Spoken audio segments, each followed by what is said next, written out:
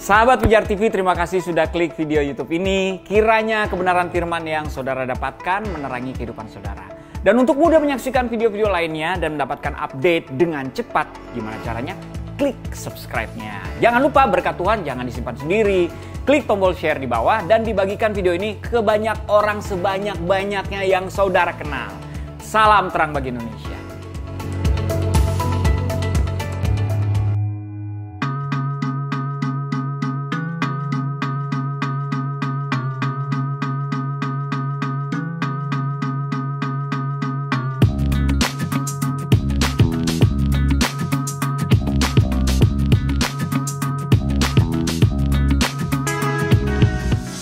Halo, selamat sore semua. Kita ketemu lagi di Selasa Berbagi hari ini.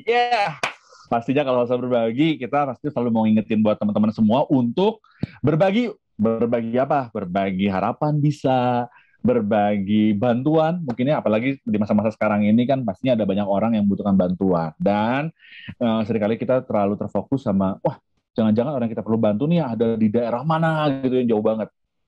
Kita selalu ingetin. Sebetulnya ada banyak orang yang mungkin ada di daerah dekat kamu yang perlu kamu bantu. Ada orang dekat kamu yang mungkin juga belum pernah mendengar Injil malah. Dan inilah saatnya ada kesempatan buat kamu untuk bisa memberitakan Injil, untuk bisa memberikan pertolongan juga buat orang-orang yang ada di dekat kamu atau orang yang kamu kenal. Dan pastinya teman-teman, sebelum kita mulai Selasa Berbagi ini ada berbagai informasi yang saya akan bagikan. Tentunya Selasa Berbagi ini juga kita selalu pengen ngundang kamu semua untuk menjadi bagian dari Pijar TV untuk membantu apa yang dilakukan oleh Pijar TV. Karena Pijar TV selalu broadcast Injil, selalu memberitakan tentang Injil sampai ke seluruh pelosok Indonesia. Dan saya percaya bahwa apa yang kita lakukan ini pastinya nggak mungkin kita sendirian aja yang melakukannya. Kita juga pasti butuh bantuan banyak orang sama seperti kalian yang lagi menyaksikan acara ini. Karena setiap donasi yang teman-teman berikan, yang teman-teman kirimkan pada kami, akan digunakan untuk penyebaran penayangan Pijar TV di satelit yang menjangkau area-area terpencil di Indonesia. Oke, setelah lagi saya akan berikan tulisan nomor rekeningnya. Silakan teman-teman bisa lihat nanti nomor rekeningnya di layar di BCA 5055182121 atas nama Yayasan Pelayanan Media Indonesia. Ini adalah nomor rekeningnya. Lalu teman-teman juga bisa saksikan Pijar TV itu di Transvision channel 178 atau Anda juga bisa menyaksikan Pijar TV melalui live streaming di www.pijar.tv. Nah, ada hal-hal baru nih yang kamu bisa lihat dan kamu bisa tonton juga di Pijar TV. Ada Embun Pagi yang kamu bisa nonton dari Senin sampai Jumat jam 9.25. Ada Super Youth yang akan tayang nantinya setiap Sabtu jam 11.30.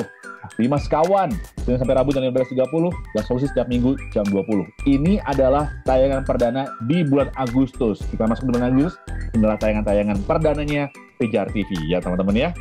Dan kalau misalkan teman-teman setelah menyaksikan acara ini memiliki pertanyaan, ada permohonan doa, komentar, ataupun saran, silakan. Ada nomor WhatsApp yang teman-teman bisa simpan, dan kamu juga bisa kirimkan permohonan doa atau komentar ataupun saran ke nomor 0813-8700-7055 dan ada tim Pijar TV yang siap untuk melayani pertanyaan kamu dan juga permohonan doa kamu. Nah, ini juga teman-teman silakan mampir ke online shop Pijar TV yang ada terdapat di Shopee dan juga Tokopedia. Karena di sana teman-teman bisa dapetin berbagai macam channel Pijar TV, ada juga materi pengajaran dari Faisal Soru, lalu juga materi pengajaran dari Bambang Nursena yang kamu bisa dapatkan dan juga kamu bisa pelajari dengan mampir ke Tokopedia atau Shopee dari online shop Pijar TV.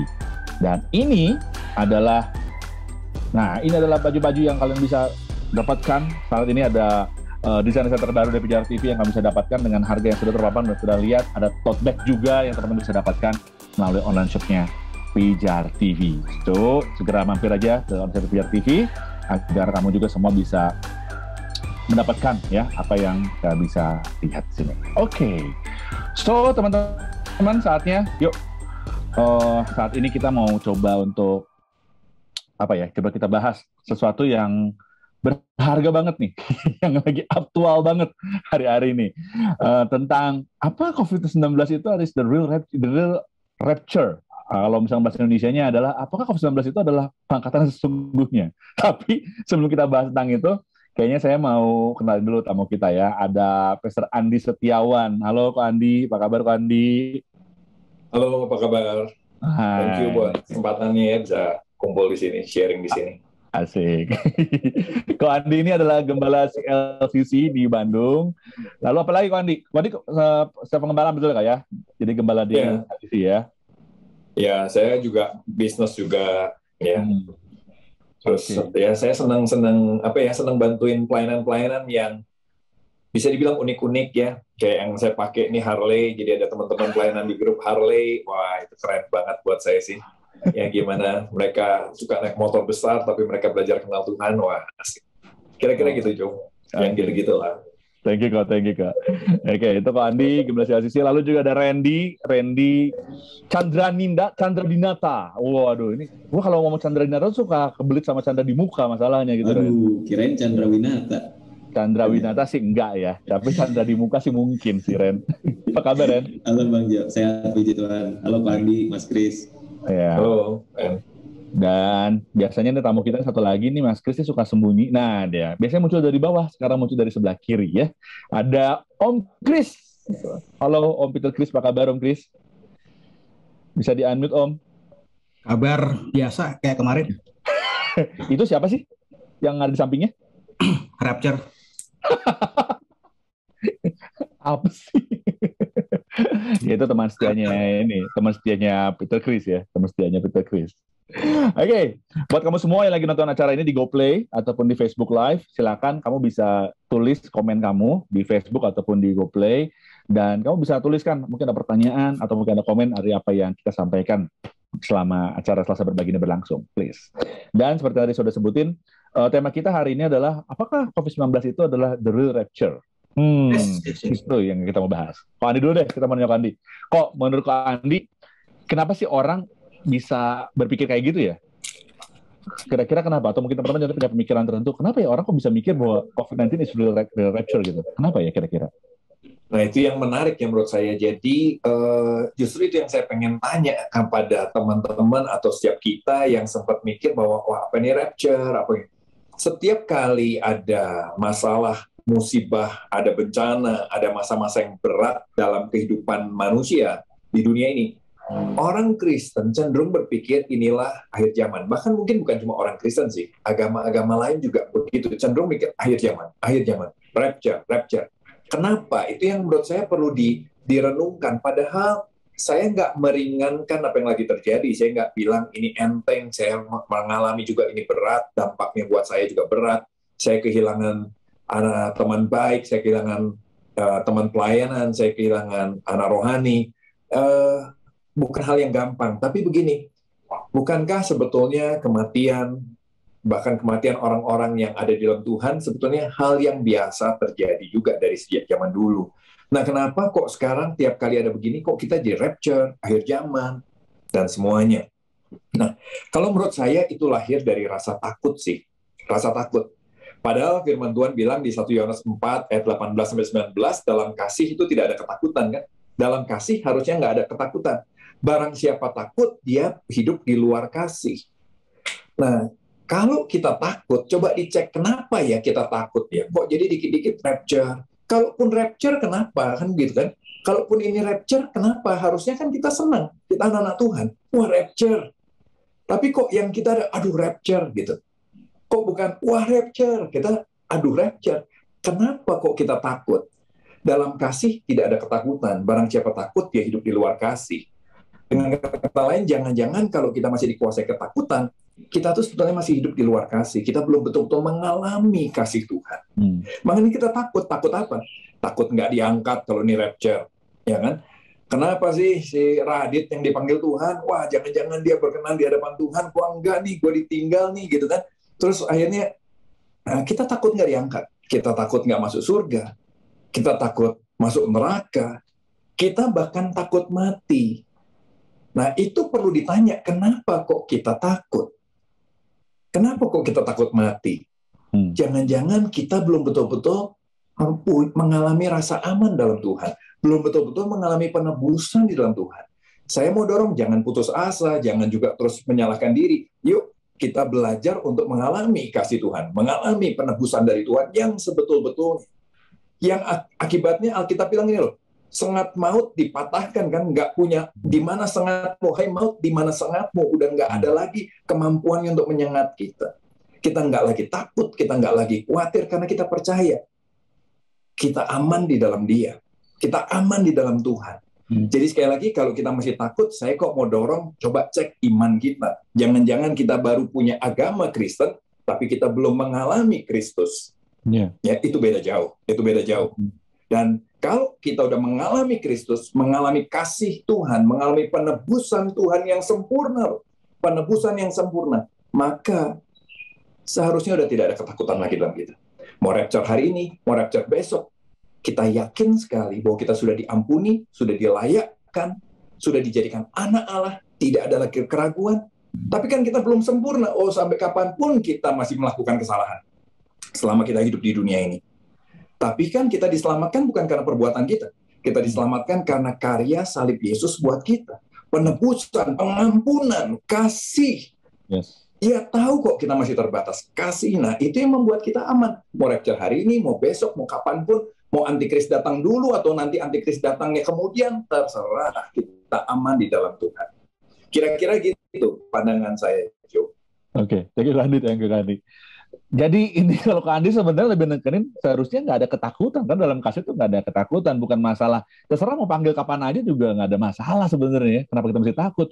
Kalau Ren, lu punya pendapat beda nggak dari ko Andi atau lu punya pendapat sendiri? Kenapa sih kita ada orang-orang nih yang memikirkan apakah ini adalah rapture yang sesungguhnya gitu? Menurut lu gimana, Ren? Ya, aku sependapat banget sih sama apa yang tadi ko Andi sudah sampaikan ya, bahwa memang tema-tema eskatologi atau akhir zaman itu seharusnya bagi orang yang benar-benar ada di dalam kasih Tuhan itu bukan sesuatu yang menakutkan, bukan sesuatu yang membuat dia jadi ngeri gitu kan. Tapi justru kan harusnya ini adalah sesuatu yang dinanti-nantikan gitu. Bagaimana kita akan semakin cepat untuk berjumpa dengan kekasih jiwa kita, yaitu Tuhan Yesus sendiri kayak gitu kan. Nah, tapi mungkin satu hal yang aku mau highlight adalah bahwa kan kalau aku baca di caption tuh ya dari tema kita hari ini kan, kenapa sampai orang yang meninggal karena COVID itu diidentikan dengan rapture? Karena ada hamba-hamba Tuhan yang dipanggil Tuhan di masa-masa pandemi ini, dan kita pikir orang berpikir bahwa oh jangan-jangan ini adalah sebuah rapture yang selama ini kita pikir terangkat gitu ya, tapi ternyata rapture-nya ini bentuknya adalah kematian seperti itu. Nah, tapi kalau aku berusaha untuk merenungkannya, ya minimal nggak usah ngomongin soal secara Alkitab dulu lah ya, tapi secara logis gitu. Apakah yang dipanggil, yang berpulang meninggal dunia di masa-masa pandemi ini hanya para hamba Tuhan atau pendeta gitu? Apakah tidak ada pemuka agama lain yang berpulang di masa-masa pandemi ini? Apakah yang berpulang itu cuma sekumpulan orang Kristen dan orang-orang di luar Kristen itu tidak ada yang dipanggil Tuhan karena pandemi? Nah itu secara logis dulu deh kita berpikir seperti itu. Tentunya kalau mau di survei ya aku nggak tahu ya, cuma kan kalau berdasarkan jumlah penduduk Indonesia saja secara mayoritas Muslim yang menjadi jumlah terbanyak dong gitu, dan bukan Kristen gitu. Jadi kalau mau di total mungkin lebih banyak yang non Kristen yang dipanggil Tuhan gitu kan. Berarti yang diangkat yang mengalami rapture itu justru banyak kan bukan Kristen gitu. Nah itu kan menjadi sebuah logika yang kurang tepat sih kalau menurut aku gitu. Jadi memang harus diakui semakin misalkan ada musibah, ada tanda-tanda yang diidentikan dengan akhir zaman, ya muncullah kaum-kaum cocokologi yang berusaha untuk menyambungkan peristiwa-peristiwa yang terjadi itu dengan nubuatan-nubuatan yang ada di Alkitab tentang akhir zaman gitu. Jadi buat aku sih balik lagi kita juga mesti menguji segala sesuatu. Kita harus berhikmat untuk tidak sesegera mungkin menyimpulkan ya, tapi coba dipikir minimal pakai logika dulu deh gitu ya. Mungkin itu dari aku, Bang Jo. Oke, pakai logika. Gue menarik sih tadi apa yang diomongin sama Randy, karena gini kan, yang meninggal pada waktu COVID ini, kita kehilangan banyak sahabat Tuhan, kita kehilangan banyak sahabat, orang terdekat gitu ya. Tapi kan selain orang yang kenal Kristus juga ya, yang di luar Kristus juga ada begitu banyak juga. Berarti dengan sendirinya sebetulnya logika itu terpatahkan juga sebenarnya, Ren ya. Exactly, Gitu. betul Bang Jo. Om Kris biasanya punya pandangan lain nih biasanya. Siapa tahu hari ini punya pandangan lain atau justru punya pandangan dari Alkitabnya nih. Gimana Om Kris? Kurasa itu nggak dipatahkan, kurasa makin mendukung. Coba bayangkan seandainya kita berpikir terbalik gitu. Jangan-jangan kita yang mengaku di dalam Kristus ternyata nggak dalam Kristus. Kalau saya bertemu dengan kawan-kawan yang seperti ini, akan saya balikkan logika mereka. Coba kamu pikirkan, siapa tahu, ya kan, hamba-hamba Tuhan dan kawan-kawan kita yang kamu tidak mengenal Tuhan, ternyata mereka yang mengenal Tuhan dan mereka rapture. Masuk akal. Saya pikir, so, bagaimana kamu hidup dan kamu ketinggalan?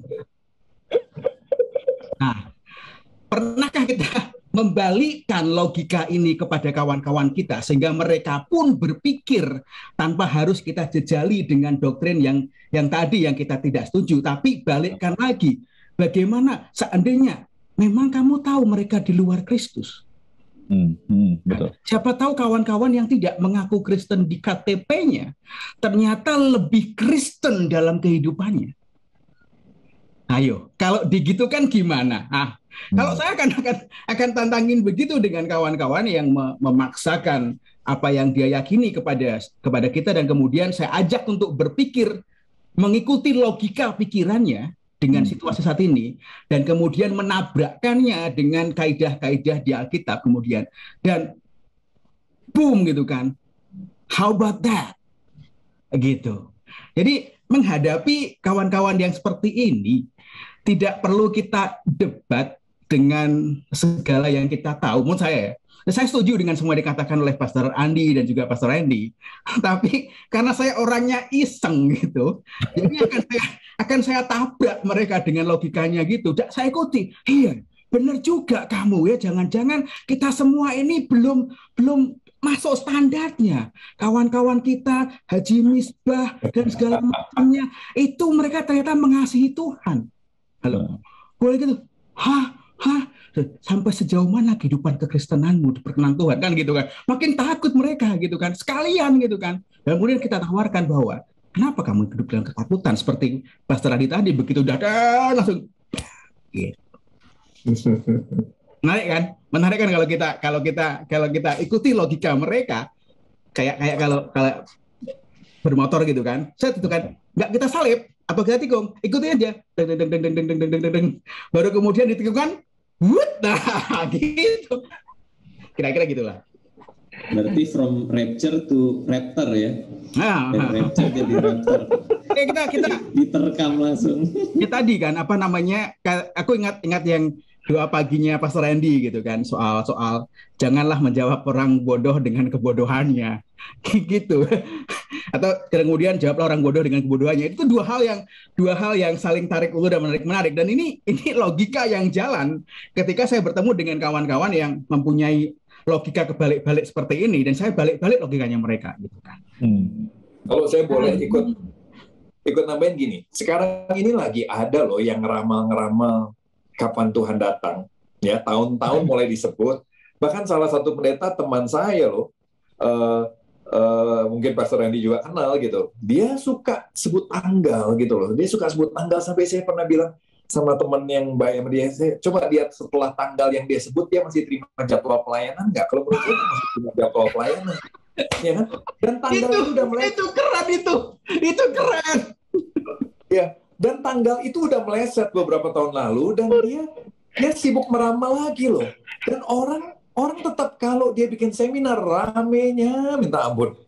Rame. Nah, saya cuma mau bilang sama teman-teman begini loh, ternyata sepanjang sejarah kekristenan, ngeramal Tuhan datang itu sudah seringnya luar biasa.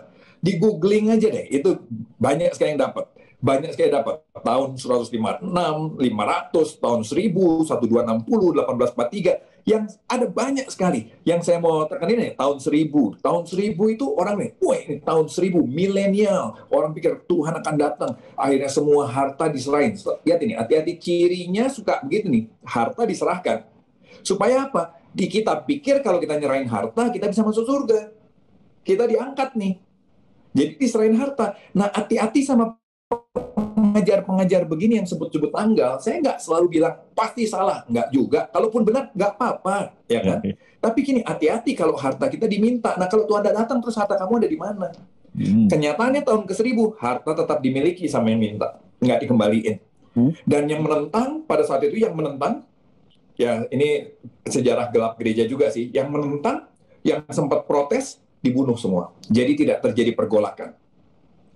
Terus ada cerita telur ayam tiba-tiba ada tulisan, misalnya saya lupa tulisannya, Yesus datang, begitu kan? Wih, langsung banyak sekali yang bertobat betul-betul, lalu hidup dalam kehidupan doa dan luar biasa. Ternyata itu tipu daya. Jadi ada tipu-tipu soal telur ayam, sampai telur ayam itu ada tulisan Yesus datangnya, kira-kira begitu. Bayangin pertobatan gara-gara telur ayam, yang hasil tipu-tipu kan, yang hasil tipu-tipu loh. Lah terus kita tuh berarti kita bertobat gara-gara takut aja. Kita nggak betul-betul bertobat gara-gara Tuhan. Kebenaran firman-Nya. Kayak ini namanya Chris Bible Everyday gitu kan. Bukan karena firman, tapi karena ditipu orang. Aduh, menyedihkan sekali. Begitu tahu telur ayam itu bohongan. Ngeri loh. Tahun 2000 teman saya bilang deh, bandar judi di bandar judi. Kami teman-temannya panggil dia Raja Setan. Tiba-tiba muncul di gereja tiap hari dong. Dia bilang sama saya gini, gua mau ikut lu pelayanan deh kemana-mana. Saya sampai bilang, wow, saya sampai luar biasa. Begitu lewat 1 Januari tahun 2000 hilang dia. Karena dia percaya tahun 2000 tanggal 1 Januari Tuhan datang. Begitu nggak datang dia jadi bandar lagi, saudara. Yang paling mengerikan ada namanya Lindsay. Ini seorang pendeta. Dia mengarang buku meramal Tuhan datang tahun 80-an. Laku 28 juta eksemplar. Itu duitnya berapa? 28 juta. Kali $1 aja, misalnya $1. Misalnya $1. 28 juta dolar. Berarti 500 miliar kali. 400 miliar gitu kira-kira. Yang dia dapat dari situ. Kalau $1, kalau $2, 1 triliun kira-kira begitu. Terus salah dia ralat. Oh salah, jadinya tahun 2000 Tuhan datangnya. Salah lagi, terakhir akhirnya dia bilang Obama itu antikris. Tapi laku terus loh saudara, laku terus. Masuk TV kayak Pastor Chris, Pastor Randy ini masuk TV terus gitu kan. Ngeramal, laku terus, padahal salah terus. Ada siapa saya lupa namanya, Wisnen atau Wisnen, dia ngeramal nih tahun 88 Tuhan datang, salah diralat tahun 89, nggak datang juga dia ralat, oh tahun 93 ternyata nggak datang, 94 nggak datang lagi, 97 terakhir 2001. Tapi anehnya tetap ada peminat nih yang luar biasa kan. Nah kalau teman-teman atau kita termasuk saya suka begini, coba lihat betapa, kalau boleh dibilang, kok kita bodoh banget ya, kita bacain tadi data-data aja, kita ketawa dan lihat konyol banget. Bayangin orang-orang yang di luar sana ngetawain kita dong. Tuh lihat, orang Kristen tuh lihat kerjanya kayak begitu. Salah melulu, ralat terus, dan tetap dipercaya terus. Wow. Tadi saya setuju dengan Pastor Randy, yuk uji segala sesuatu. Saya nggak bilang terus dikucilkan sampai dibuang atau disesat. Nggak juga lah, rangkul mereka. Tapi gini loh, jangan jadi orang yang bodoh. Kita percaya Tuhan bukan untuk menjadi orang Kristen yang bodoh. Kita anak-anak Tuhan yang harus berhikmat. Kira-kira gitu. Iya ya, ternyata ya sebenarnya kalau kita mau teliti udah banyak banget gitu hal-hal kayak gini yang diangkat gitu ya oleh orang-orang yang merasa dia tahu tapi ternyata dia salah gitu loh. Karena ya itulah, kalau misalnya kita kurang pengetahuan dan juga nggak begitu ngerti dengan apa yang kita baca dalam Alkitab, ya akhirnya kita akan mudah untuk dibelokin gitu sama orang. Tapi Selasa Berbagi ini kan ada karena ada banyak pertanyaan-pertanyaan dari pemirsa gitu ya, ada banyak pertanyaan-pertanyaan dari para audiens yang menanyakan tentang hal ini, dan itulah kenapa kita angkat Selasa Berbagi. Dan kebetulan ada pertanyaan seperti ini dari audiens. Saya boleh, kalau boleh, saya baca 2 pertanyaan ini ya. Pertama, Kak, apakah orang Kristen saat ini udah masuk ke masa rapture? Lalu mana yang benar? Apakah rapture dulu baru tribulasi atau sebaliknya? Nah, ini pertanyaan kedua. Menurut Alkitab, saat ini kita hidup di masa apa sih, Kak? pandangan setiap orang beda-beda. Bisa aja masa pandemi ini tidak membawa kesengsaraan bagi orang-orang kaya, tapi masa kesengsaraan dan pengangkatan sudah terjadi sejak dulu bagi orang-orang yang tidak mampu atau bahkan yang hidup di negara perang sana. Nah, gimana nih kita ngejawab pertanyaan-pertanyaan seperti ini jadinya? Dari Ren dulu mungkin, Ren. Gimana, Ren? Aduh, iya. Memang menarik sih kalau kita bahas soal eskatologi, tentang akhir zaman, parousia, kedatangan kedua kali, kedatangan kembali gitu ya. Bahkan rapture sendiri itu pun sebenarnya kan satu tema dari sekian banyak tema yang ada gitu loh. Di dalam sistematika teologi kita menemukan bahwa ya ada istilah-istilah ya, amillennialism, postmillennialism, terus ada premillennialism gitu kan, dan masing-masing berbeda gitu loh. Misalkan contoh yang amillennialism, mereka bilang nggak ada itu kerajaan 1000 tahun. Itu cuma simbolik. Kita udah ada di masa itu gitu kan. Kita tinggal menunggu second coming gitu. Terus ada yang bilang postmillennialism bahwa tribulasi itu nggak ada, tapi nanti akan ada ya kerajaan 1000 tahun damai, baru habis itu akan ada second coming dan last judgment kayak gitu, penghakiman terakhir. Nah, sedangkan istilah rapture itu sendiri ada di dalam satu istilah yang disebut sebagai premillennialism gitu. Dan di dalam premillennialism itu sendiri juga bermacam-macam, mulai dari yang pre-tribulation, mid-tribulation, post-tribulation. Jadi buat aku, kalau sampai hari ini kita menebak-nebak tentang rapture itu sendiri, aku rasa kita miss something yang esensi sih di dalam kekristenan gitu loh. Karena itu benar-benar buat aku tafsiran yang masih sangat multi tafsir gitu. Dan akan sangat melelahkan kalau kita fokusnya cuma di situ gitu. Jadi buat aku pertanyaan tadi, apakah kita ada di masa yang seperti apa? Ya, honestly aku nggak bisa mengklaim masa ini itu ada di bagian yang mana kayak gitu. Tergantung balik lagi perspektif kita memandang sistematika teologi yang ada gitu. Cuma buat aku yang terpenting mau rapture-nya kapan, tanggal berapa, mau nanti ada masa penganiayaan dulu baru diangkat atau diangkat dulu baru dianiaya. Yang jelas kan syaratnya apa sih kalau kita percaya rapture ya? Mereka yang diangkat adalah mereka yang siap, mereka yang sudah menjadi orang-orang Kristen yang berkenan tentunya. Nah, daripada kita sibuk rapture-nya kapan, pertanyaannya kan kalau nanti bener rapture ada gitu loh, kita jadi bagian yang terangkat atau enggak. Nah, masalahnya kan di situ, jangan sampai kita udah prediksi tanggal dan ternyata itu benar. Dan kita cuma menjadi saksi di mana orang-orang yang telah siap itu diangkat kayak gitu, dan kita cuma mereka terangkat tapi prediksiku benar, apa gunanya gitu kan. Kita malah jadi bagian yang bukan bagian orang-orang yang dikenan Tuhan seperti itu. Jadi buat aku pribadi jangan salah fokus ketika kita bicara soal eskatologi ini. Mungkin itu dari aku, Bang Jo. Jangan salah fokus, karena seringkali orang lebih fokus sama pengetahuan tentang akhir zamannya daripada esensinya untuk kenal Tuhan. Intinya seperti itu ya. Benar. Om Kris apa Om Kris dari tanggapannya Om? Maksudnya tentang pertanyaan-pertanyaan tadi nih. Kalau aku tadi sih, apa gunanya bagi saya? Akan saya buat viral. Kalau orang lain diangkat, aku akan foto dan kemudian bikin reel atau bikin live IGTV gitu kan. Gitu. Itu akan viral aku sih, gitu sih. Minimal gue walaupun ketinggalan, gue viral. Nggak takut ketinggalan? Loh, saya tuh nggak takut ketinggalan, orang saya beda dengan mereka gitu loh Pak gitu. Jadi ya udah, sono pergi aja gitu. Saya memang beda gitu, sejak sekarang beda gitu kan. Tapi gini, ya tadi si Pastor Randy itu benar. Aku balik lagi kepada ini kawan kita yang udah lama dan akan kembali, Yesus Kristus itu dari pengajaran, semua pengajarannya tentang pengajarannya dia akan balik, dia akan kembali. Itu memang kan tidak ada kapan waktunya nggak disebutin gitu kan. Itu dari semua perumpamaan 5 atau 4 ya, dari semua perumpamaan yang diajarkan tentang akhir zaman, paling hanya ada 3 lah yang bisa kita take out itu kan. Kita jadikan teladan atau kita jadikan patokan. Pertama, harus siap. Harus siap, ya kan? Pastor Reza sudah sebutkan harus siap. Kedua, ya dia datang itu di saat orang nggak menduga-duga. Jadi mau ngitungin segala macam kayak orang lagi lengah gitu kan. Ketika orang lengah dia datang gitu kan. Itu yang semua perumpamaan sama gitu kan. Kalau ada orang lengah itu orang nggak tahu. Wah, loh kok tiba? Loh, udah kayak ngantri gitu kan, nggak ngantri di loket segala macam gitu kan.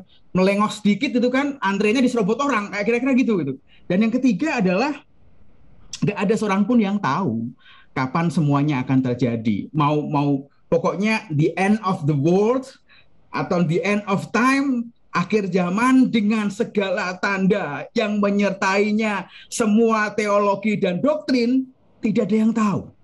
Tetapi satu hal yang hampir sama lah kira-kira di semua perumpamaannya Yesus adalah tentang apa yang lo lakukan ketika kawan kita ini nih pulang dan kemudian nanti balik, apa yang lo lakukan gitu kan. Kalau belajar tentang talenta, orang kan selalu ngomongin itu soal wah harus mengembangkan segala macam. Kagak, aku sih lihatnya satu orang ini ya, kawan satu orang ini tuh dia nggak ngapa-ngapain gitu. Paling liatin jendela. Oh belum pulang, liatin jendela. Oh belum pulang, oh liatin jendela, belum pulang. Yang lain talentanya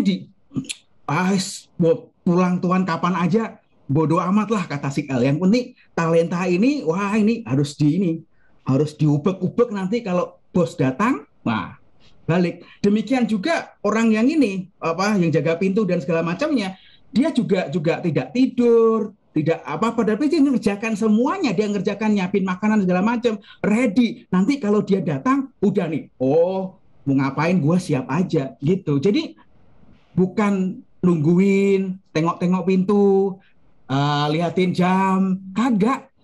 Dia lakukan sesuatu seperti yang tuannya inginkan. Itu sih fokusnya di situ, kurasa. Dan tiba-tiba, oh udah maghrib ya. Wah cepet banget ya, selesai berbagi selesai. Gitu sih, karena kita asik ngobrol ini. Kurang lebih begitu kalau kita ini. Dan tiba-tiba, wah keren banget sharingnya hari ini kan. Kalau Tuhan bilang, sabaslah hai hambaku yang setia. Tiba-tiba dah gitu aja gitu. Karena kita sibuk mengerjakan apa yang Tuhan inginkan dalam hidup kita. Cuma kalau dilihat ya, sebenarnya ada yang unik dari pertanyaan yang tadi sempat aku baca kan tadi kan. Tadi ada pertanyaan, kalau aku boleh highlight nih, dari pertanyaannya lagi nih. Tapi bisa aja kan Kak, masa pandemi ini tidak membawa kesengsaraan bagi orang-orang kaya, tapi masa kesengsaraan pengangkatan sudah terjadi sejak dulu bagi orang-orang yang tidak mampu atau bahkan yang hidup di negara perang sana. Jadi pertanyaannya sebenarnya, apakah masa pengangkatannya udah ada, mungkin udah dari zaman dulu, sebenarnya udah berangsur-angsur sebenarnya ada gitu loh. Tapi kita nggak sadar mungkin. Atau gimana? Kalau kok ada gimana kok? Ya. Gini loh, kalau menurut saya ya, penganiayaan adalah bagian dari kehidupan orang percaya. Dari segala zaman. Bentuknya bisa berbeda-beda. Tapi kita semua mengalami penganiayaan. Filipi 1 ayat 29 bilang, pada kita dikaruniakan bukan hanya untuk percaya, tapi juga untuk menderita di dalam dia, karena dia, untuk dia. Kira-kira begitu. Jadi bukan hanya untuk percaya, kita mendapat karunia bukan hanya untuk percaya, tapi untuk menderita. Bahkan, suatu kali saya mengalami aniaya banyak di dalam pelayanan saya, yang menganiaya mungkin tanpa sengaja, tanpa maksud jahat, bagian dari tubuh Kristus juga. Tapi waktu saya protes sama Tuhan, Tuhan cuma ingatkan Matius 5 loh. Berbahagialah kamu kalau kepada kamu dianiaya, kalau kamu dianiaya, kepada kamu difitnahkan segala yang jahat karena Tuhan dan semuanya. Kenapa kok buat kita aniaya menjadi lambang sebuah penolakan dari Tuhan? Sesuatu yang sangat kita hindari, padahal penganiayaan itu Tuhan bilang berbahagialah. Ya tentunya bukan terus kita cari-cari aniaya sih, bukan begitu juga ya. Tapi coba cara berpikir kita dalam aniaya itu yang kita perlu agak renungkan kembali.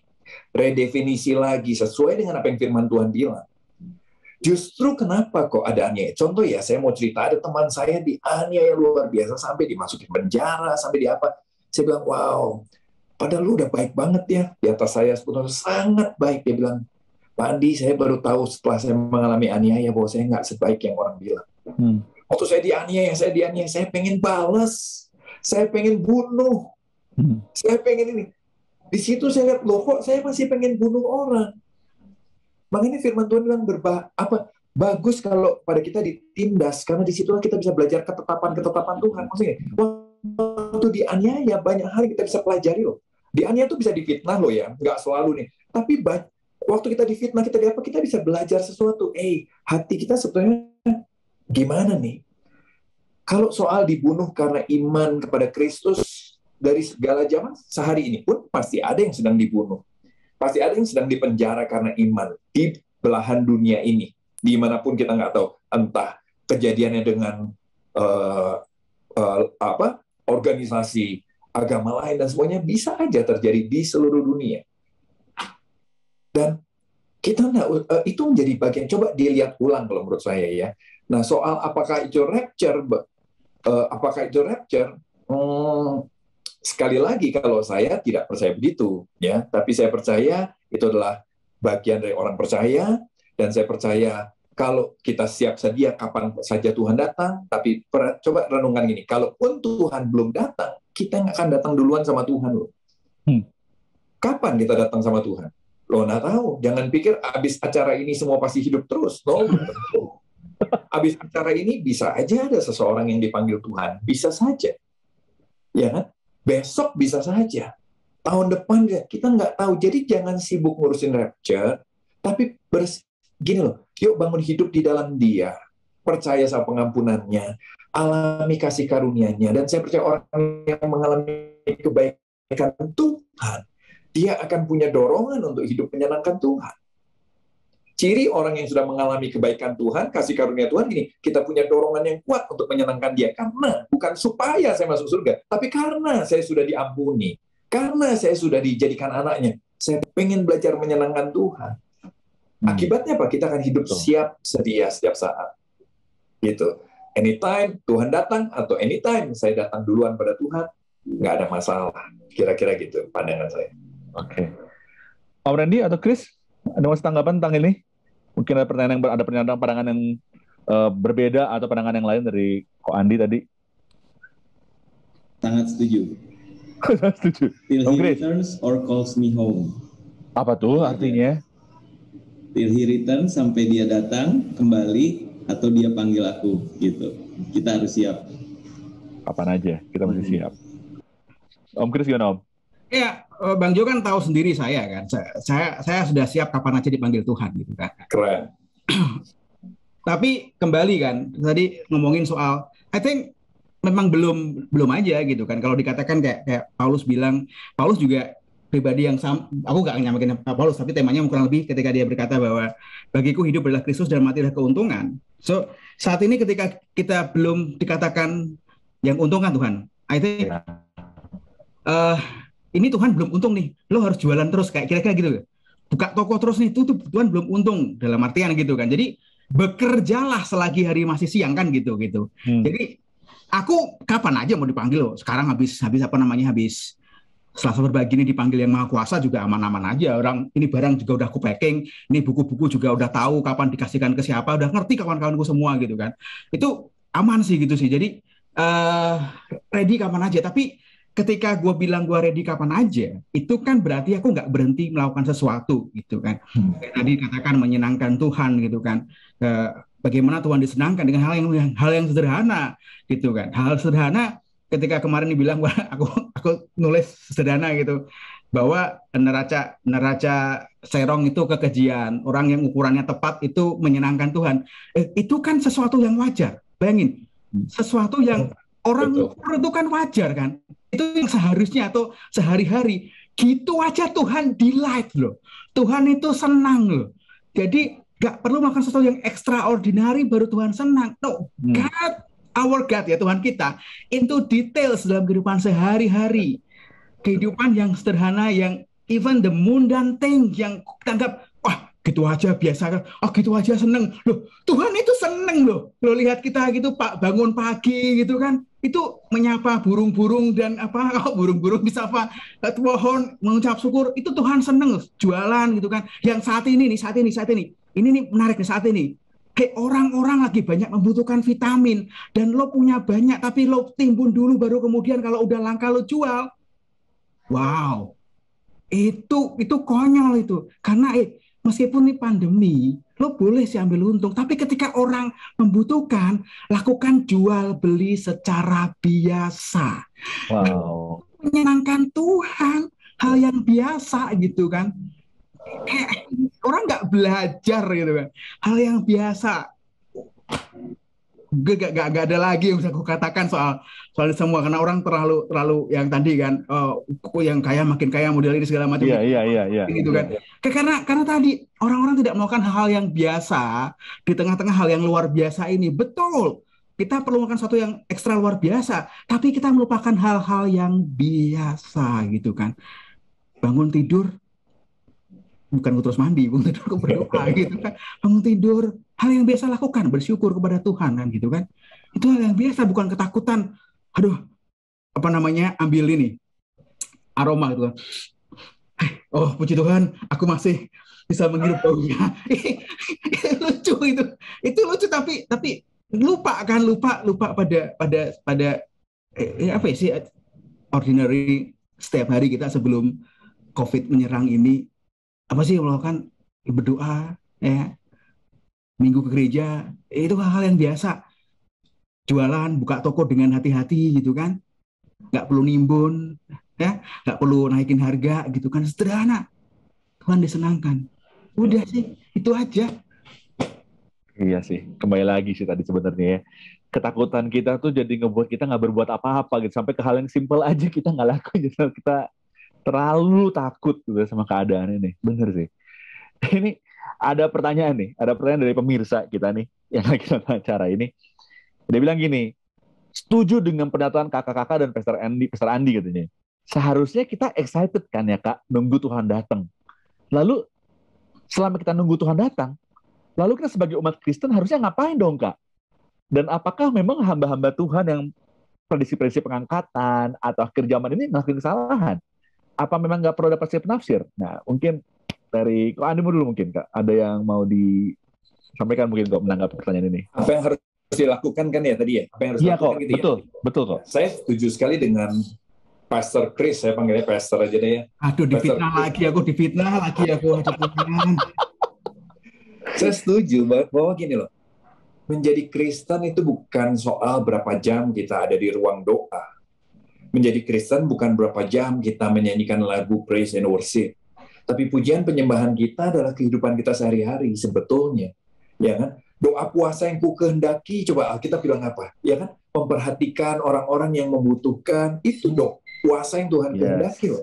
Betul. Nah, kalau lihat tadi saya bilang saya tuh nggak bisa naik motor sebetulnya, tapi saya diangkat menjadi pembina dan dikasih kehormatan menjadi anggota kehormatan dari HDCI Bandung, dan membina, boleh melihat mereka melayani teman-teman, itu luar biasa. Tapi saya mau bilang ini, kenapa saya melakukan itu?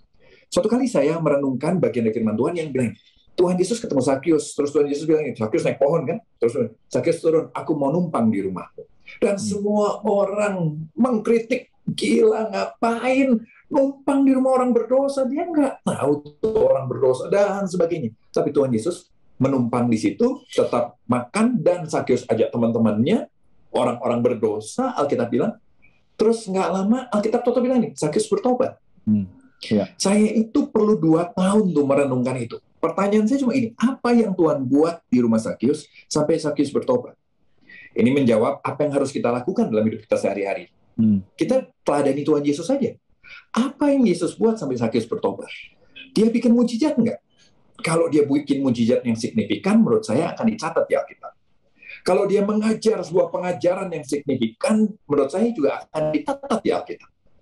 Tapi kenapa nggak diceritakan apa-apa tentang apa yang Yesus buat di sana? Karena menurut saya tidak ada mujizat yang signifikan Tuhan buat di situ. Tidak ada pengajaran yang signifikan yang Tuhan Yesus ajarkan di rumah Sakyus. Jadi apa yang Tuhan buat? Saya tiba-tiba dibukain setelah 2 tahun, bahwa gini, Tuhan Yesus cuma hidup sehari-hari aja di situ. Dia numpang, dia ikut makan, dia ngobrol, dia ketawa, dia mendengarkan orang-orang bercerita, berkeluh kesah, bikin lelucon yang mungkin baik ataupun tidak baik. Dia bergaul bersama-sama, dan orang-orang itu merasakan pribadi yang penuh kasih karunia dan kebenaran tadi. Dan mereka, atau Zakius, bertobat. Di situ Tuhan ingatkan saya begini loh, bahwa seringkali kita menganggap hal-hal tertentu menjadi sebuah extraordinary. Misalnya, mujizat, kita berdoa, Tuhan buat saya punya kuasa, supaya saya bisa melakukan perbuatan baik, supaya saya bisa melakukan kehendak-Mu. Tuhan bilang, ini kamu terlalu menunggu-nunggu mujizat yang cuma Tuhan kerjakan sekali-kali. Padahal yang terpenting adalah hidupmu yang setiap hari. Hidupmu yang setiap hari itu jauh lebih berdampak dari mujizat yang Tuhan akan terus kerjakan, tapi sekali-kali. Fokuslah sama hidupmu sehari-hari. Apa itu? Bergaulah dengan orang. Berbagilah kasih kepada orang. Tetaplah hidup dalam kebenaran. Bergaulah dengan orang berdosa. Tuhan Yesus bergaul dengan orang berdosa. Ya, tapi dia juga gini, dia tetap hidup dalam kebenaran. Dan itu kalau menurut saya, itulah gaya hidup anak-anak Tuhan. Yang seharusnya kita lakukan. Kira-kira gitu juga. Iya ya, kita tuh terlalu peduli sama hal-hal yang extraordinary, wah mujizat, wah gede banget, extraordinary, satu spektakuler gitu ya, satu spektakuler. Kita lupa yang esensi, kita lupa bahwa Tuhan tuh ngelakuin hal-hal yang biasa, tapi itu yang orang lihat dan orang butuhkan pada saat itu, kasih gitu ya, peduli gitu ya. Ren, gimana Ren? Kan ada pertanyaan juga, Ren. Jadi mereka nanya, orangnya nanya bahwa harus ngapain gitu, dan apakah hamba Tuhan yang udah memprediksi ini salah gitu, atau kita udah nggak perlu lagi penafsir, atau gimana Ren, menurut lu Ren? Apa yang bisa lu tanggapin? Oke, tadi yang soal apa yang kita lakukan, aku rasa sudah sangat lengkap ya dari Ko Andi gitu ya. Mungkin aku highlight dari yang pertanyaan tadi, apakah kalau gitu tidak perlu kita menafsirkan apa yang ada di dalam Alkitab kayak gitu kan? Nah, buat aku pribadi, tentunya aku akan mengutip apa yang disampaikan oleh Musa ya, bahwa biarlah apa yang disingkapkan bagi kamu, ya itulah yang menjadi bagianmu. Tapi apa yang tidak disingkapkan, ya biarlah itu tetap menjadi misteri dan itu bukan bagian kita. Gitu. Bukan artinya kita tidak boleh menafsir ya, tapi kecenderungannya kenapa ya? Yang bentuknya tafsiran ini kok orang berani menyampaikannya seakan ini benar-benar sesuatu yang absolut gitu. Ya. Dan sesuatu yang absolut, yang benar itu malah nggak dijadikan hal utama yang diberitakan. Aneh kan gitu kecenderungan ini gitu. Padahal sejatinya masih banyak orang yang belum mengenal siapa Yesus, Injil, kebenaran yang menyelamatkan, yang memerdekakan. Tapi lebih suka bergumul dengan hal-hal yang bentuknya adalah tidak tersingkapkan kayak gitu. Nah, jadi buat aku balik lagi teman-teman, kita semua mesti bisa untuk memilah-milih gitu loh. Bagian-bagian mana sih sebenarnya yang menjadi esensi dari kekristenan, dan itulah yang menjadi poin-poin utama yang kita beritakan. Ketimbang hal-hal yang bentuknya tafsiran, which is bukan artinya nggak boleh, bukan artinya kita jadi ya udah yang aman-aman saja, tidak gitu ya. Kita juga boleh untuk menafsir segala sesuatu, tapi yang bentuknya tafsiran itu jangan dijadikan sesuatu yang absolut kayak gitu loh. Sedangkan yang absolut itu kita malah justru kita abaikan kayak gitu. Aku percaya Selasa Berbagi ini kan titiknya adalah bagaimana orang-orang bisa mendengar berita Injil dan pada akhirnya diselamatkan. Dan harusnya justru buat aku inilah poin penting dari seorang pembicara gitu kan, seorang pemberita firman gitu kan ya. Aku suka salah satu quotes dari Charles Spurgeon. Dia bilang kalau nggak ada hal lain, yaitu Kristus kan. Kalau bukan Kristus yang kamu beritakan, lebih baik jangan khotbah apa-apa dan pulang saja gitu kan. Sampai ada sesuatu yang worth it untuk kamu beritakan gitu. Dan sampai kapanpun, aku rasa Kristus itu nggak pernah lekang dari oleh zaman, oleh waktu, dan di dalam kebenaran kitab suci pusatnya jelas Yesus Kristus gitu, dan itu yang disingkapkan kepada kita Hendaknya itu yang menjadi poin utama dari pemberitaan kita. Yang lain-lainnya itu ya tambahan buat aku. Itu Bang Jo. Dan tambahan. Oke. Aduh, ini memang untuk menentukan esensi dan tambahan ini nih yang perlu memang kita mengkaji terus baca. Makanya Bible Everyday, baca Alkitab tiap hari gitu kan. Itu yang Mas Kris selalu jadi campaign. Kalau Mas Kris sendiri Mas, gimana Mas? Tanggapin ini Mas. Ya, Apa yang dilakuin sih? Karena sudah disebutkan Bible Everyday, baca Alkitab setiap hari. Jadi ini tadi kan fokusnya di mana? Fokusnya di mana? Fokus pengajarannya di mana? Gitu. Kita harus keep the mind thing. Cek bahasa Inggris ya, keep the mind thing gitu kan. Karena gini, dalam Yesus juga ketika ada di bumi ini dalam pengajarannya, ketika dia nyinggung tentang kedatangan dia kembali, juga nggak banyak diceritakan. Nggak banyak pun bahan dia untuk menceritakan kedatangan dia kembali. Kebanyakan dia dealing, berurusan dengan the real problem yang dihadapi saat itu. Ya, itu yang Yesus ikuti gitu kan. Itu Yesus yang teladankan kepada murid-muridnya. Dan kita tahu kalau kita belajar Alkitab, itu kita kenal jenis tulisan ya, karena Alkitab itu diilhamkan, dinafaskan oleh Roh Kudus, tetapi juga ada manusia yang menuliskannya. Dan masing-masing manusia yang berbeda ini menuliskan sesuai dengan karakter, personality, tingkat pendidikan, dan seterusnya, budaya juga. Nah, tulisan apokaliptik atau tulisan tentang akhir zaman ini dengan segala versi terjemahan atau penafsirannya yang banyak tadi, itu hanya 2%. Dari 66 buku itu hanya 2% saja. Tetapi seringkali kita itu fokus kepada yang 2%, tetapi kita lupa kepada yang besar tadi. Kepada yang 98% kehidupan yang morat-marit, kita fokus kepada yang 2% yang belum tentu juga kita tahu ujungnya. Gitu. Dan yang paling besar adalah naratif, tulisan naratif gitu kan. Ini menarik bagi saya karena di samping pertama, tadi kan begitu banyak penafsiran, 2% tulisan apokaliptik itu adalah tulisan yang paling susah untuk dipelajari, apalagi ditafsirkan. Nah, itu kan. Banyak ahli mengatakan demikian. Ketika saya belajar semua buku tentang study Bible dan seterusnya, ini yang 2% ini itu juga susah. Ini Tuhan juga sudah ngerti lah gitu kan.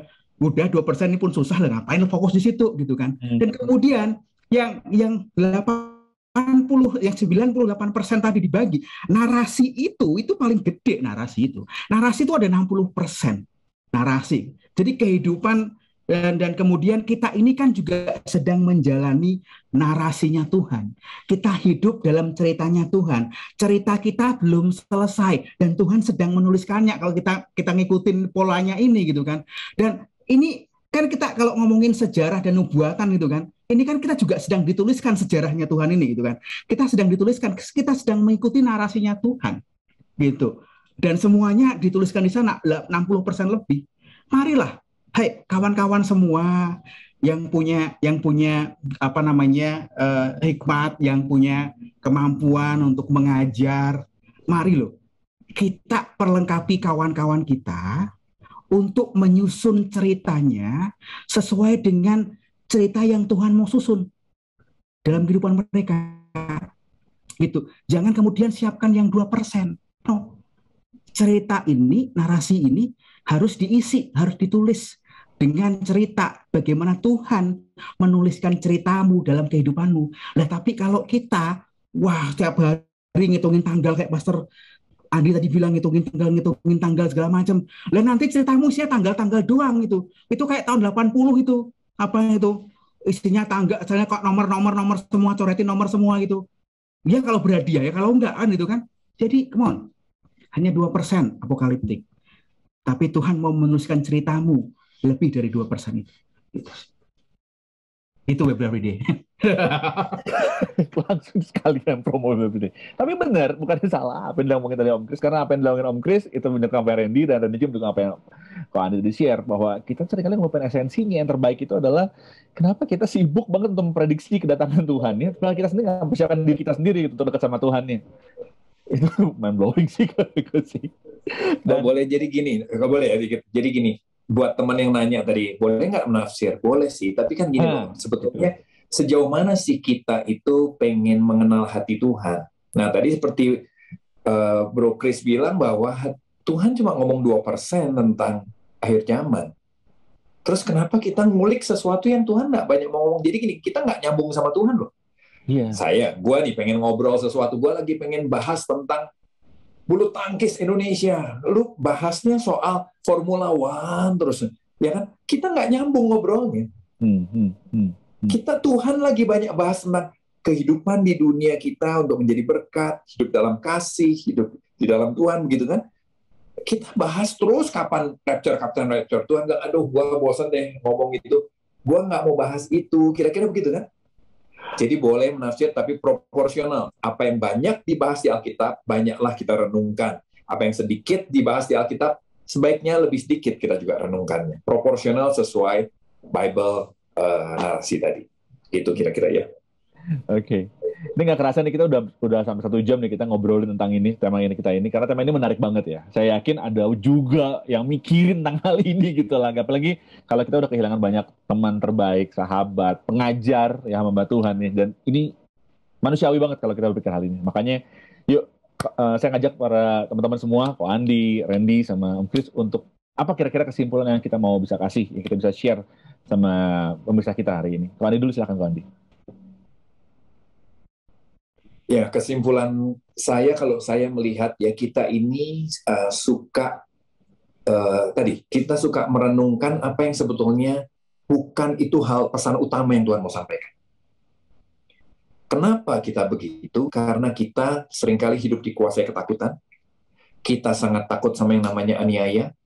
Kita menganggap kalau kita hidup sungguh-sungguh sama Tuhan, kita lepas dari aniaya, kira-kira begitu. Nah, kalau menurut saya penting sekali untuk kita bebas dulu dari ketakutan. Takut apa sih? Takut aniaya, renungkan baik-baik apa yang firman Tuhan bilang tentang aniaya. Takut mati, renungkan baik-baik apa yang firman Tuhan bilang tentang mati. Biarlah kebenaran itu yang memerdekakan kita. Ya, dan dari situ saya percaya baru kita bisa melihat firman Tuhan, melihat kejadian demi kejadian, melihat merenungkan rapture sekalipun dengan proporsi yang lebih seimbang. Kira-kira itu dari saya. Oke. Ren, gimana Ren? Kesimpulan yang Ren bisa ambil Ren? Ya, satu hal mungkin ya buat aku, selain tadi didorong oleh rasa takut, bisa juga kan yang mendorong orang untuk tanda kutip ngulik soal rapture ini kan juga curiosity kan, satu penasaran, rasa penasaran yang begitu besar terhadap akhir zaman. Zaman dulu pun aku pribadi waktu zaman SD, SMP gitu ya, entah kenapa buka Alkitab pengennya baca Wahyu gitu. Karena kepo, karena penasaran ini ngomongin apa ya, kayak wah antikris nih 666. Tapi makin kesini aku baru sadar bahwa jangan-jangan orang yang terlalu curious terhadap hal-hal yang seperti itu, jangan-jangan ya justru missing out something yang paling utama yang ada di Bible dan sangat disayangkan, dan itu adalah Yesus Kristus. Kalau Yesus itu belum menjadi pusat curiosity kita, betapa kita haus dan lapar, betapa kita begitu penasaran untuk kenal pribadi ini. Bahasanya Ko Andi tadi, kenal isi hatinya. We're missing out something gitu loh. Dan sangat disayangkan lu punya Bible di tangan, tapi yang lu kulik justru seperti zaman gue SMP, malah cari-cari tentang hal-hal tersebut yang buat gue kita kehilangan sesuatu yang sangat penting, yaitu Yesus Kristus. Bukankah pembacaan kita akan kitab suci harusnya mengarahkan kita kepada satu pribadi gitu, yaitu Yesus Kristus. Dan ketika kita punya Yesus Kristus, aku percaya akhirnya pembacaan kita akan jadi proporsional gitu, karena kita menggunakan perspektif yang tepat gitu. Karena kalau nggak ada Yesus di dalamnya, percayalah segala sesuatunya akan jadi absurd gitu. Jadi pastiin teman-teman ketika membaca, ketika merenungkan kitab suci, pastikan udah ketemu Yesus dulu supaya nggak lari kemana-mana. Nah itu dari aku Bang Jo. Oke. Cari Yesusnya dulu supaya kemana-mana ini dari apa yang dibicarakan di dalam Alkitab itu sendiri. Om Chris gimana Om? Iya, Apa dia kan kesimpulannya, Mas? tadi kan SMP kan, dia SMP. Sekarang udah S2 beda, dia carinya beda lagi kan gitu. Ya, kurasa tadi benar katakan harus mengenal Tuhan gitu kan. Yang saya tahu ketika mengenal Kristus dan mengenal Tuhan, kan Tuhan punya kehendak. Ya, Yes. kita kenal Tuhan punya kehendak bagaimana kita hidup. Dan saya tulis beberapa waktu yang lalu ada 3 hal sederhana yang Tuhan pesankan pada kita lewat rasulnya. Kehendak dia dalam hidup kita adalah pertama supaya jangan bodoh. Sebab itu janganlah kamu bodoh, tapi usahakanlah supaya kamu mengerti kehendak Tuhan. Itu dari singgung kan. Jadi kita nggak boleh bodoh dengan semuanya itu. Mengertilah kehendak Tuhan. Kehendak Tuhan adalah supaya kamu hidup penuh dengan Roh.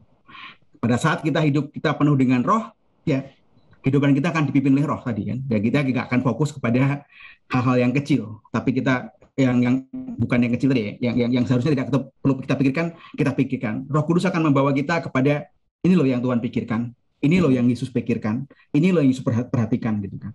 Dan kemudian tadi dalam waktu persiapan ini ya, mau ready, kapanpun ready. Makanya Tuhan bilang kehendak Tuhan yang kedua supaya kita hidup kudus. Inilah yang kehendak Allah supaya kalian hidup kudus untuk Dia, suci, menjauhi segala perbuatan yang cabul. Jadi tadi hidup penuh dengan Roh Kudus sehingga menghasilkan kehidupan yang kudus. Yang ketiga, kehendak Tuhan supaya kita selalu bersyukur. Mengucap syukurlah dalam segala hal, sebab itulah yang dikehendaki Allah di dalam Kristus Yesus bagi kamu. Nah, kalau kita ketemu Kristus Yesus, seperti yang disebutkan Pastor Reni tadi, kita akan ketemu dengan kehendak Tuhan dalam kita, bahwa hendaknya kita senantiasa bersyukur. Dan ketika kita menjalankan kehendak Tuhan senantiasa bersyukur, yang tadi yang ketakutan tadi akan pergi dengan sendirinya. Udah 3 hal ini. Penuh dengan Roh, hidup yang kudus, selalu bersyukur. 3 kehendak Tuhan sederhana ini hidupi. So, kapanpun itu akan terjadi, mau besok sekarang, you'll be ready. Yes. Ya, itulah kenapa gue percaya banget gitu ya. Justru ini adalah kesempatan buat kita justru untuk bisa share gospel sebanyak mungkin, sebesar mungkin, dan sebaik mungkin gitu loh. Sama seperti apa yang dilakukan oleh PJR TV selama ini. PJR TV punya komitmen untuk bisa menyiarkan Injil sampai ke seluruh pelosok Indonesia. Dan pada waktu pandemi ini ada, ini nggak menyurutkan keinginan PJR TV untuk, udah deh kita coba untuk memberikan kabar duka dan juga menyurutkan keinginan, tapi justru membuat kesempatan ini jadi semakin lebar gitu, justru semakin semangat untuk nyebarin Injil. Bahkan kita ingat banget gitu ya, PJR TV selalu berusaha bukan cuma sekedar untuk menyiarkan Injil saja, hanya untuk menyiarkan TV saja, tapi juga mengadakan webinar pada waktu saat itu ya, pada pandemi itu. Webinar untuk apa? Supaya orang jadi kenal Tuhan lebih lagi. Orang jadi lebih sibuk untuk cari kebenaran firman Tuhan gitu. Dan lebih getol lagi untuk menyiarkan siaran-siaran Injil supaya orang bisa ngerti bahwa kehidupan kita harusnya berpusat pada Injil. Dan belum lagi kita juga harusnya peduli ya. Mulai sekarang kita peduli sama orang-orang sekitar kita daripada kita sibuk sama ketakutan kita. Kita lebih baik sibuk untuk peduli sama orang lain. Dan itulah asal muasal kenapa Selasa Berbagi itu ada. Karena kita pengen bukan cuma senternya di saya, tapi senternya adalah di orang lain. Senternya adalah bagaimana Kristus udah memberikan keselamatan buat kita, dan saat itu juga kita memberikan keselamatan juga buat orang lain agar mereka juga bisa terima Kristus dalam kehidupan kita.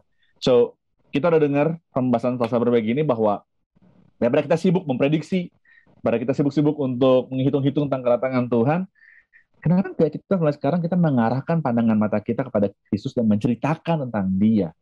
Toh ini kesempatan gitu. Justru pandemi ini adalah kesempatan kita untuk bisa share tentang kasih Yesus. Saya pernah sharing, ngobrol sama teman, dan dia nanya sama saya. Dia nanya gini, kalau ada dalam satu keluarga ada 2 orang anak, ada satu anak yang baik gitu ya, sama satu anak yang jahat, kira-kira apa bedanya gitu ya? Apa bedanya ketika mereka mencoba sedang menunggu kedatangan bapaknya. Jadi mereka satu anak baik dan satu anak yang nggak baik ini, ketika mereka sedang menunggu kedatangan bapaknya, apa yang membedakan bahwa kita bisa tahu nih, ini anak baik dan yang ini anaknya nggak baik nih? Dari mana? Saya mikir gitu ya, ada pertanyaan ini. Apa ya bedanya ya? Mereka dua-duanya sama-sama nunggu kan? Terus apa yang kira-kira membuat mereka beda? Terus teman saya bilang gini, yang beda gini, kalau anak yang baik, ya, anak yang baik itu seharusnya gini, dia nggak kepo memprediksi kapan kepulangan bapak ibunya. Karena sebenarnya dia lagi memprediksi kenapa? Dia sebenarnya lagi memprediksi. Kalau misalkan bapak gue pulang nih 2 jam lagi, berarti gue punya waktu 2 jam lagi untuk having fun, untuk bisa senang-senang, ngelakuin hal yang dia nggak tahu, jadi gue bisa ngelakuin macam-macam. Jadi gue harus hitung nih, kapan dia datang. Tapi kalau anak yang benar-benar sayang sama orang tuanya, dia justru akan berjuang untuk melakukan banyak hal di rumah. Dia akan mempersiapkan kedatangan orang tuanya, dia akan beresin ke rumahnya, dia akan beresin kamarnya mungkin, supaya orang tuanya waktu datang, senang. Dan punya hati untuk anak ini. Nah, itulah yang membedakan. Pertanyaan sekarang gini, kita tahu nih dari 2 ilustrasi ini, yang mana kita? Apakah kita sibuk kepo memprediksi kedatangan bapak kita, karena sebetulnya ada agenda lain yang kita pengen prediksi, atau kita justru sibuk untuk mempersiapkan kedatangannya dengan mempersiapkan diri kita mempersiapkan kedatangan Tuhan. Ya, so hopefully apa yang kita bagiin hari ini buat teman-teman yang menyaksikan Selasa Berbagi, baik itu di GoPlay maupun di Facebook Live, bisa jadi sesuatu yang saya nangkep nih. Yuk sibukin diri kita untuk kita bisa peduli sama orang lain, beritakan Injil, karena banyak orang yang masih belum punya kebenaran sehingga mereka masih diliputi rasa takut. Justru Injil memberikan mereka pengharapan, dengan kita juga jadi berkat buat mereka. So thank you banget tuh Andi yang udah nemenin kita Selasa Berbagi hari ini. Thank you banget untuk waktunya. Thank you, senang sekali, seru. Thank you juga buat Randy. Halo Ren, thank you Ren, ya, semangat terus. Buat Om Chris juga dengan dinosaurusnya. So guys, thank you banget buat kamu semua yang udah selesai Selasa Berbagi. Dan kita kembali lagi minggu depan, dan kita berharap bahwa kita selalu bisa jadi terang buat kamu, dan kamu juga bisa jadi terang buat sesama kita. Kejar TV, salam terang bagi Indonesia.